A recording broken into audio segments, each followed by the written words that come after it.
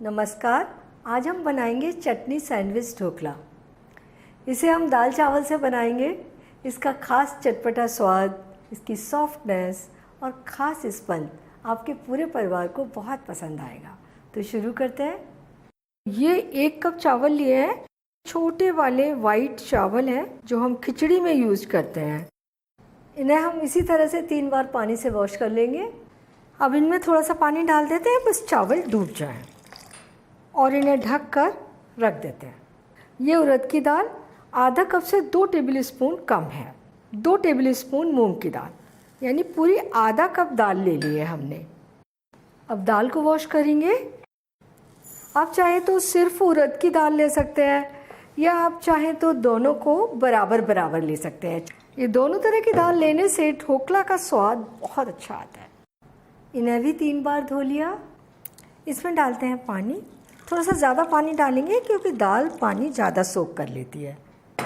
और इस दाल के साथ डाल रहे हैं आधी छोटी चम्मच मेथी दाना। इसे भी डुबो देते हैं। ये आधा कप पोहे, इन्हें भी अच्छे तरीके से धो लेते हैं और इन्हें भी रख देते हैं। दाल चावल भिगोकर रख दिए। जब तक ये थोड़ा फूलते हैं तब तक हम हरे धनिए की चटनी बना लेते हैं, ढोकला में लेयर लगाने के लिए और उसके साथ में परोसने के लिए। इसके लिए हमने हरे धनिए को मोटा मोटा काट लिया है। थोड़ा ज़्यादा लग रहा है, बचा लेती हूँ। 4 हरे मिर्च है। मिर्च आप अपनी पसंद से थोड़ा कम ज़्यादा भी कर सकते हैं।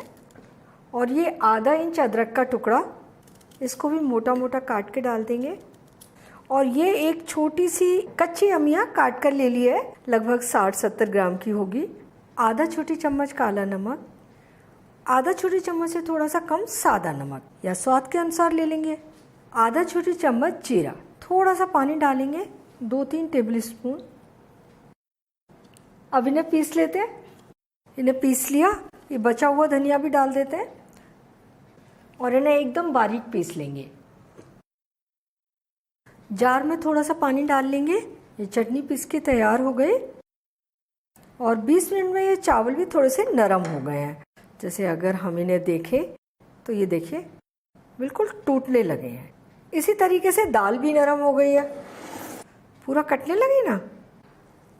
ये चावल जार में डाल देंगे। पोहे भी चावल के साथ डाल देते हैं। थोड़ा सा पानी, 2-3 टेबल स्पून। इन्हें हल्का दरदरा पीस लेंगे। ये देखिए हल्के से दरदरे रखे हैं ये हमने। अब दाल पीस लेते हैं। दाल का पानी हटा लिया है हमने। इसमें डाल रहे हैं 3/4 कप दही। दही अगर खट्टा हो तो आधा कप डाल दीजिए, इससे ढोकला में अच्छा स्वाद आएगा। 1 टेबल स्पून ऑयल, इससे ढोकला सॉफ्ट बनेंगे। और अब इसे एकदम बारीक पीसेंगे। दाल भी पीस गई, इसे हमने एकदम बारीक पीसा है। इसे पीसने के लिए पानी की बिल्कुल भी ज़रूरत नहीं पड़ी। जार में थोड़ा सा पानी डाल के ले लेते हैं क्योंकि बैटर में पानी तो मिलाना ही है हमें। ये देखिए बैटर तैयार हो गया। पोरिंग कंसिस्टेंसी है, बहुत ज़्यादा गाढ़ा बैटर नहीं है और बहुत पतला भी नहीं है। हम ये ढोकला कटोरियों में बना रहे हैं तो कटोरियों को ग्रीस कर लेते हैं। अगर आप किसी एक बड़े कंटेनर में बनाएं तो उसे ग्रीस कर लीजिए।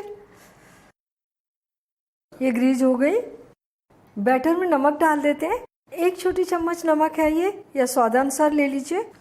और अब सबसे लास्ट में डालेंगे इनो फ्रूट सॉल्ट, 1 छोटी चम्मच लिया है। इसकी जगह आप बेकिंग सोडा भी डाल सकते हैं। अच्छे तरीके से मिक्स कर लेंगे। तो ये बैटर तैयार हो गया और ये देखिए कितना फूला फूला दिखाई देने लगा है। अब इन कटोरियों में थोड़ा थोड़ा बैटर डाल देते हैं। मैं 3-3 चम्मच बैटर डाल देती हूँ। लेयर बनानी है ना हमें ढोकला की। सारी कटोरियाँ हमने भर ली है। ढोकला को कुक करने के लिए हमने एक बर्तन ले लिया है। इसमें 2 कप पानी डाल दिया है और एक ये जाली स्टैंड रख दिया है। ये कटोरियाँ हम इसके ऊपर लगा देंगे और इसे ढककर 4 मिनट कुक होने देंगे। फ्लेम मीडियम रखेंगे। इस सैंडविच ढोकले को सूजी से भी बना सकते हैं, लेकिन दाल चावल से बने हुए ढोकले का खास स्वाद होता है और इसमें बिखरन भी कम होती है। हमने दाल चावल का बैटर बनाया है। अगर आपके पास पहले से बना हुआ बैटर है तो आप उसे यूज़ कर लीजिए। आपका समय और मेहनत दोनों बच जाएंगे। अब ढोकला के बीच में हमें चटनी लगानी है। 5 कटोरियाँ हैं ये।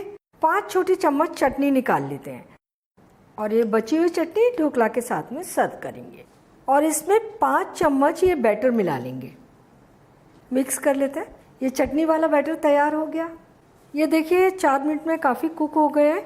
अब इनके ऊपर डालेंगे चटनी वाला बैटर, एक जैसा फैला देंगे इसे। इसे ढककर 4 मिनट फिर से कुक होने देंगे, फ्लेम मीडियम रखेंगे। 4 मिनट हमने इसे कुक कर लिया और ये देखिए इसकी लेयर थोड़ी सी सख्त हो गई है। फ्लेम को एकदम धीमा कर देंगे और अब इसके ऊपर सादा बैटर की लेयर लगाएंगे। तो बस 2-2 चम्मच डालना है ये भी। अब इसे ढककर 12 मिनट कुक होने देंगे, फ्लेम मीडियम रखेंगे। हमारे पास हरे धनिया की चटनी है, ढोकला के साथ परोस देंगे, लेकिन इसके साथ मूंगफली की चटनी बन जाए तो बहुत ज़्यादा मज़ा आ जाएगा। और अभी ये ढोकला स्टीम हो रहे हैं, हमारे पास समय भी है, तो बनाते हैं फटाफट मूंगफली की चटनी। ये आधा कप भुने छिले मूंगफली के दाने ले लिए, 2 हरे मिर्च 2 टुकड़े करके डाल देते हैं और ये 1 नींबू छोटे साइज का है, इनका रस निकाल लेंगे। आधा छोटी चम्मच नमक या स्वादानुसार, थोड़ा सा पानी लगभग 1/4 कप और इसे अब बारीक पीस लेते हैं। चटनी को पीस लिया हमने। आधा कप मूंगफली के दाने थे, इसमें लगभग आधा कप पानी लग गया। इन्हें भी कुक होते हुए 12 मिनट हो गए हैं। चेक करते हैं और ये देखिए कितने अच्छे से फूल गए हैं। नाइफ डालकर देख लेते हैं। ये देखिए बिल्कुल क्लीन नाइफ आ गया है। फ्लेम बंद कर देते हैं और इन प्यालियों को निकालकर हम इस जाली के ऊपर रख लेते हैं। इन्हें ठंडा होने देते हैं। ये ठंडे हो गए हैं, इन्हें डिमोल्ड करते हैं। पहले तो किनारे से अलग करेंगे और इसके बाद इसमें इस तरीके से ये तीनों लेयर इसकी दिख रही है और कितनी अच्छी स्पंजी बनी है। ये सारे ढोकला हमने डिमोल्ड कर लिए। अब इनके लिए तड़का बनाते हैं। इसमें हमने डाल दिया 1.5 टेबल स्पून ऑयल। गरम ऑयल में आधा छोटी चम्मच सरसों के दाने डाल देंगे, इन्हें तड़कने देंगे। फ्लेम को एकदम धीमा कर देंगे और अब डालेंगे 1 छोटी चम्मच तेल। फ्लेम बंद कर देते हैं और ये 10-12 करी पत्ता ये डाल देते हैं और ये 2-3 मिर्च लंबी लंबी काट लिए और इन्हें मिक्स कर देंगे। ये तड़का तैयार हो गया। तड़के को इनके ऊपर डालते हैं, थोड़ा थोड़ा ऑयल इनके ऊपर डाल देंगे। ये हो गया बचा हुआ तड़का चटनी पर। तो ये ढोकला और चटनी तैयार हो गए।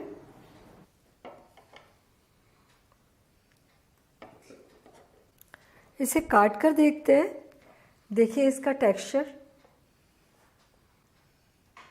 कितनी स्पंजी है। ये सैंडविच ढोकला सर्व करने के लिए तैयार है।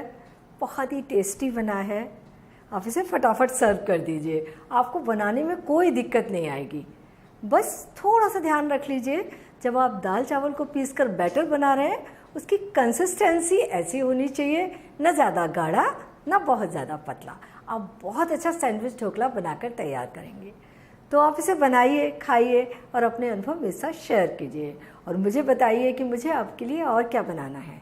और मेरे चैनल को सब्सक्राइब ज़रूर कीजिए।